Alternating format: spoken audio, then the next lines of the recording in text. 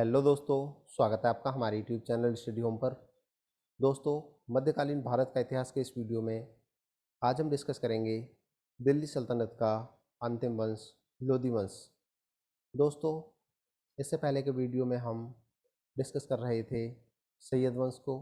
हमने जाना था कि किस तरह से सैयद वंश का अंतिम शासक अलाउद्दीन आलम शाह की उपाधि के साथ दिल्ली की राजगद्दी पर बैठता है, लेकिन वो आलसी और विलासी प्रवृत्ति का होने के कारण उसके वजीर हमीद खां से उसकी अनबन चलती रहती है और इस कारण उसे बदायूं में जाकर शरण लेनी पड़ती है।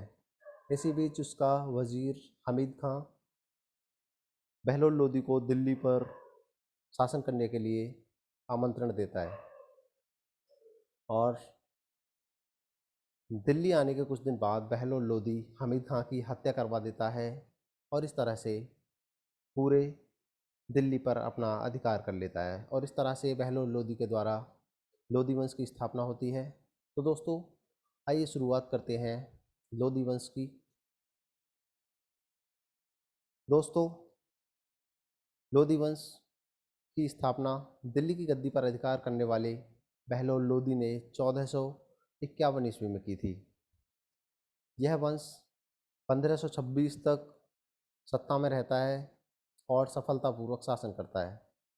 बहलोल लोदी सरहिंद का इक़्तिदार था, जिसने शीघ्र ही सारे पंजाब पर अधिकार जमा लिया था। बहलोल लोदी की फौज ने कुछ ही समय में समस्त दिल्ली पर भी अपना अधिकार कर लिया और वहां के सैयद वंश को समाप्त कर दिया था। इसके महत्वपूर्ण शासक, सबसे पहला शासक बहलोल लोदी, जो कि 1451 से 1489 ईस्वी तक शासन करता है। इसके बाद आता है सिकंदर शाह लोदी का शासन, जो 1489 ईस्वी से 1517 ईस्वी तक शासन करता है। और इब्राहिम लोदी 1517 से लेकर 1526 ईस्वी तक शासन करता है। इब्राहिम लोदी 1526 ईस्वी में पानीपत की पहली लड़ाई में बाबर के हाथों मारा जाता है और उसके साथ ही लोदी वंश की समाप्ति हो जाती है। तो बात करेंगे बहलोल लोदी की। बहलोल लोदी दिल्ली में प्रथम अफगान राज्य का संस्थापक था। वह अफगान के गिलजाई कबीले की महत्वपूर्ण शाखा साहू खेल में पैदा हुआ था। साहू खेल 19 अप्रैल 1451 को बहलोल बहलोल शाह गाजी की उपाधि से दिल्ली के सिंहासन पर बैठता है। चूँकि वह लोदी कबीले का अग्रगामी था, इसलिए उसके द्वारा स्थापित वंश को लोदी वंश कहा गया है। 1451 ईस्वी में जब सैयद वंश के अलाउद्दीन आलम शाह ने दिल्ली का तख्त छोड़ा, उस समय बहलोल लाहौर और सरहिंद का सूबेदार था। उसने अपने वजीर हमीद खां की मदद से दिल्ली के तख्त पर कब्जा कर लिया। पहला अफगान सुल्तान बहलोल लोदी दिल्ली का पहला अफगान सुल्तान था जिसने लोदी वंश की शुरुआत की। बहलोल के सुल्तान बनने के समय दिल्ली सल्तनत नाम मात्र की थी। बहलोल सूरवीर, युद्धप्रिय और महत्वाकांक्षी व्यक्ति था। उसकी अधिकांश शक्ति सर की शासकों से लड़ने में ही लगी रही। अपनी स्थिति मजबूत करने के लिए उसने रोह के अफगानों को भारत आमंत्रित किया।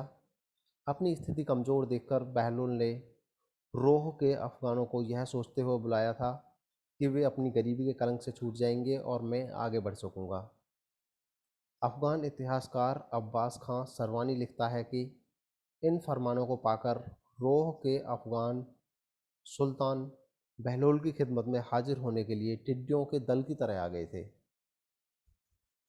यह सत्य है कि अफगानों के आगमन से बहलोल न केवल सर्दियों को हराने में सफल हुआ, बल्कि भारत में मुस्लिम समाज की संरचना में भी अंतर आया।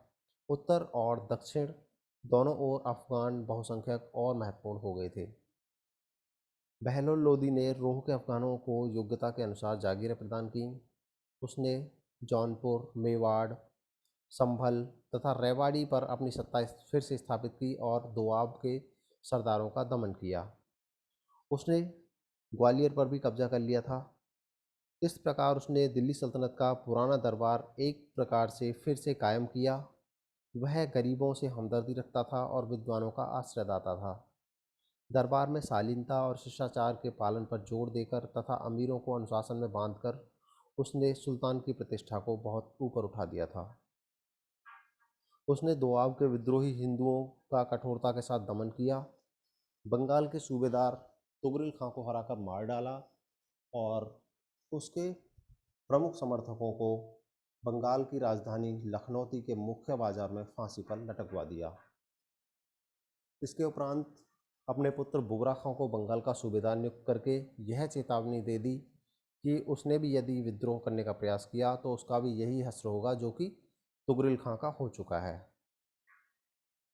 वह एक दूरदर्शी व्यक्ति था। बहलोल ने अपना ध्यान सुरक्षा पर केंद्रित किया, जिसके लिए उस समय पश्चिमोत्तर सीमा पर मंगोलों से खतरा था। वे किसी भी समय भारत पर आक्रमण कर सकते थे।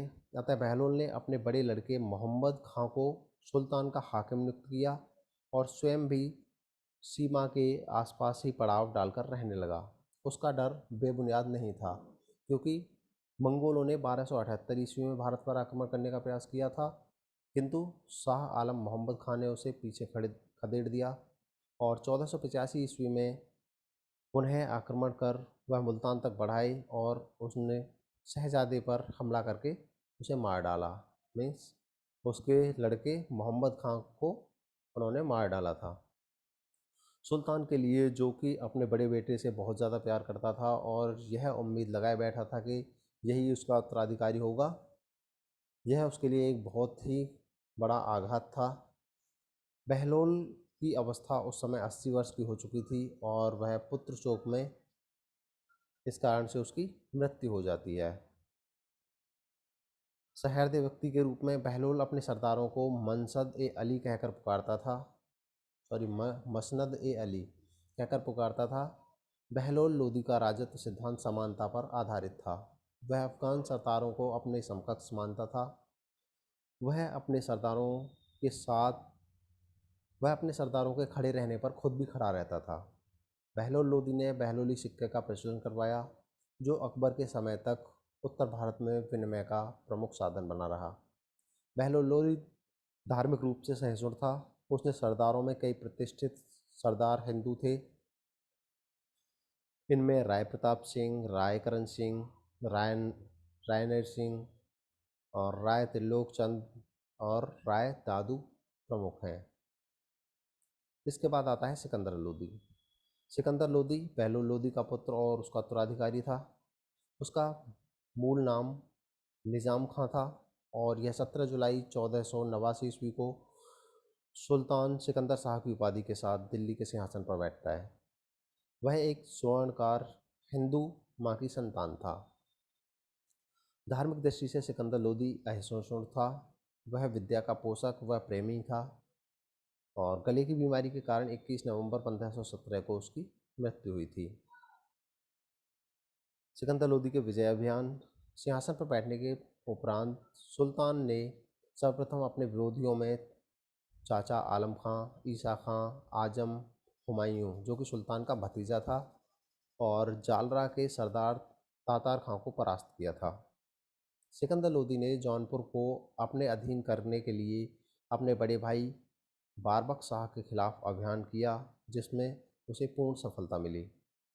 जौनपुर के बाद सुल्तान सिकंदर लोदी ने सन 1494 में बनारस के समीप हुए एक युद्ध में हुसैन शाह सर्की को परास्त कर बिहार को दिल्ली में मिला लिया और इसके बाद उसने तिरहुत के शासक को अपने अधीन कर लिया था। राजपूत राज्यों में सिकंदर लोदी ने धौलपुर, मंदरेल, तुतागिरी, नरवर एवं नागौर को जीता, परंतु ग्वालियर पर अधिकार नहीं कर सका। राजस्थान के शासकों पर प्रभावी नियंत्रण रखने के लिए और व्यापारिक महत्व से उसने शहर आगरा की नींव डाली। यानी आगरा शहर सिकंदर लोदी के द्वारा बसाया गया है। सिकंदर लोदी का शासन प्रबंध। सिकंदर शाह लोदी गुजरात के महमूद बेगड़ा और मेवाड़ के राणा सांगा का समकालीन था। उसने दिल्ली को इन दोनों से मुकाबले के योग्य बनाया। उसने उन अफगान सरदारों को दबाने की कोशिश भी की थी जो जातीय स्वतंत्रता के आदी थे और सुल्तान को अपने बराबर समझते थे। सिकंदर ने जब सरदारों को अपने सामने खड़े होने का हुक्म दिया ताकि उसके ऊपर अपनी महत्ता प्रदर्शित कर सके। जब शाही फरमान भेजा जाता था तो सब सरदारों को शहर से बाहर आकर आदर के साथ उसका स्वागत करना पड़ता था। जिनके पास जागीरें थीं उन्हें नियमित रूप से उनका लेखा देना होता था और हिसाब में गड़बड़ होने पर और भ्रष्टाचारी जागीरदारों को कड़ी सजाएं दी जाती थीं। लेकिन सिकंदर लोदी को इन सरदारों को काबू रखने में अधिक सफलता प्राप्त नहीं हुई। अपनी मृत्यु के समय बहलोल लोदी ने अपने पुत्रों और रिश्तेदारों में राज्य बांट दिया था। यद्यपि सिकंदर एक बड़े संघर्ष के बाद उसे फिर से एकत्र करने में सफल रहा, लेकिन सुल्तान के पुत्रों में राज्य के बंटवारे का विचार अफगानों के दिमाग में बना रहता था। सुधार कार्य।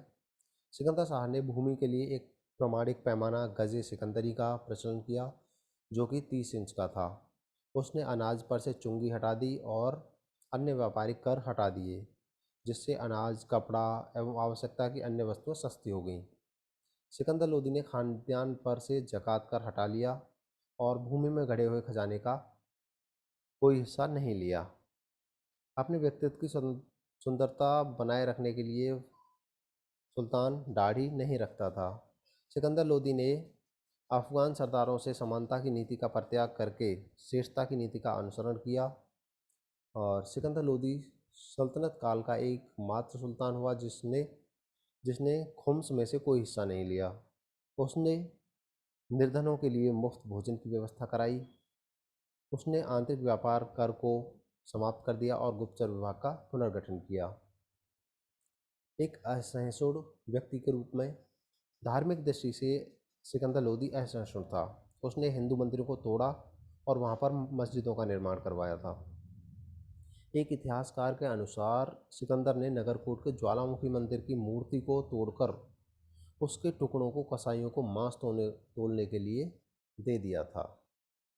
सिकंदर लोदी ने हिंदुओं पर जजिया कर पुनः लगा दिया था और जजिया कर न देने पर उसने एक ब्राह्मण को फांसी पर लटका दिया था। धार्मिक दृष्टि से सिकंदर लोदी इस तरह से असहिष्णु व्यक्ति था।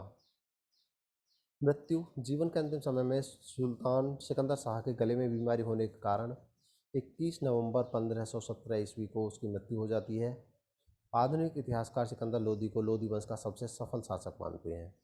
सिकंदर लोदी कहता था कि यदि मैं अपने एक गुलाम को भी पालकी में बिठा दूं, तो मेरे आदेश पर मेरे सभी सरदार उसे अपने कंधों पर उठाकर ले जाएंगे, यानी कि सभी सरदार उसका हुक्म मानते थे। सिकंदर लोदी प्रथम सुल्तान था जिसने आगरा को अपनी राजधानी बनाया और निष्पक्ष न्याय के लिए मियाँ भुआ को नियुक्त किया। इसके अलावा सुल्तान शहनाई सुनने का शौकीन था। विद्वानों का संरक्षणदाता। सिकंदर शाह लोदी विद्या का पोषक था। वह विद्वानों और दार्शनिकों को बड़े बड़े अनुदान देता था। इसलिए उसने दरबार में उसके दरबार में अरब और ईरान सहित विभिन्न जातियों और देशों से सुसंस्कृत विद्वान पहुंचते थे। सुल्तान के प्रयत्नों से कई संस्कृत ग्रंथ फारसी भाषा में अनुवादित हुए। उसके आदेश पर संस्कृत के एक आयुर्वेद ग्रंथ का फारसी में फरहंगे सिकंदरी के नाम से अनुवाद हुआ। उसका उपनाम गुलरुखी था। इसी उपनाम से वह कविताएं लिखा करता था। उसने संगीत के एक ग्रंथ लज्जत सिकंदर शाही की रचना की थी। विद्वानों को संरक्षण देने के कारण उसका दरबार विद्वानों का केंद्र स्थल बन गया था। प्रत्येक रात्रि को 70 विद्वान उसके पलंग के नीचे बैठकर विभिन्न प्रकार की चर्चाएं किया करते थे। उसने मस्जिदों को सरकारी संस्थाओं का स्वरूप प्रदान करके उन्हें शिक्षा का केंद्र बनाने का प्रयत्न किया था। मुस्लिम शिक्षा में सुधार करने के लिए उसने तुलंबा के विद्वान शेख अब्दुल्ला और शेख अजीजुल्लाह को बुलाया था। उसके शासनकाल में हिंदू भी बड़ी संख्या में फारसी सीखने लगे थे और उन्हें उच्च पदों पर रखा गया था। इसके बाद आता है दोस्तों इब्राहिम लोदी का शासन। सिकंदर शाह लोदी के मरने के बाद अमीरों ने आम सहमति से उसके पुत्र इब्राहिम लोदी को 21 नवंबर 1517 को आगरा के सिंहासन पर बिठाया। अपने शासनकाल के शुरू में उसने राजपूतों से ग्वालियर छीन लिया, परंतु उसने अफगान सरदारों को कड़े नियंत्रण में रखने की जो नीति अपनाई थी और उनके साथ जिस प्रकार का कठोर व्यवहार किया, उससे वो उसके विरोधी बन गए थे। इब्राहिम लोदी दिल्ली का अंतिम सुल्तान था। 21 अप्रैल 1526 को पानीपत के मैदान में इब्राहिम लोदी की हत्या कर दी गई थी बाबर के द्वारा। आप देख सकते हैं।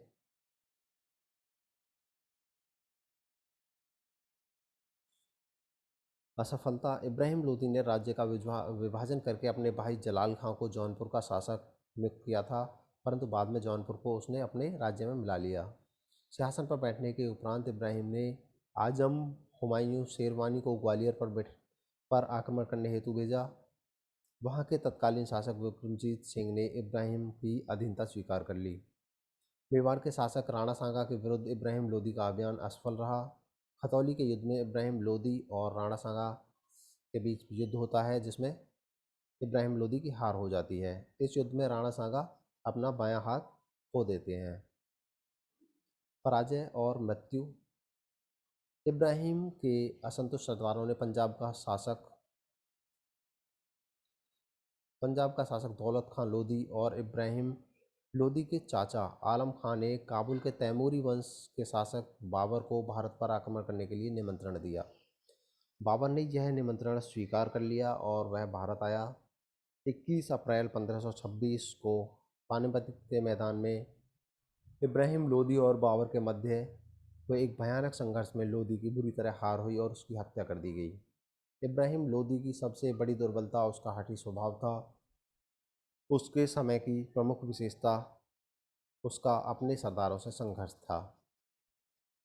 इब्राहिम की मृत्यु के साथ ही दिल्ली सल्तनत समाप्त हो जाती है और बाबर भारत में एक नवीन वंश मुगल वंश की स्थापना करता है। तो दोस्तों, इस तरह से लोदी वंश की समाप्ति के साथ दिल्ली वंश का इतिहास इस तरह से यहीं पर समाप्त होता है। अगले वीडियोज़ में हम मुगल वंश के शासन को डिस्कस करेंगे। दोस्तों, हमारा ये वीडियो देखने के लिए धन्यवाद। अगर आपको ये वीडियो अच्छा लगा हो तो आप इसे लाइक करें, दोस्तों के साथ शेयर करें, साथ ही हमारा चैनल स्टडी होम अवश्य सब्सक्राइब कर लें। धन्यवाद।